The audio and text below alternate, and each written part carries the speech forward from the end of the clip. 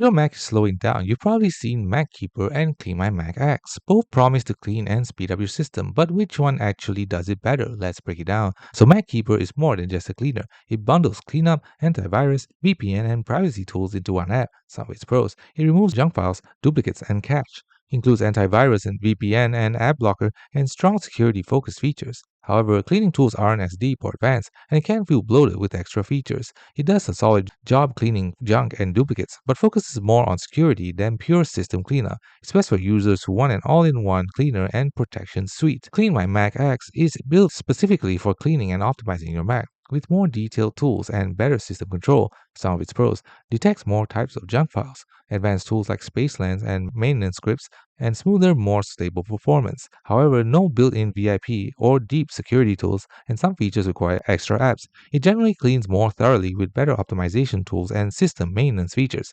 It's best for users who want the best pure cleaning and performance boost. So which one is better? Choose Mackeeper if you want cleaning, security, and privacy tools in one package. Choose CleanMyMac X if you want deeper cleaning and better system optimization. Thanks for watching. Don't forget to like and subscribe for more videos.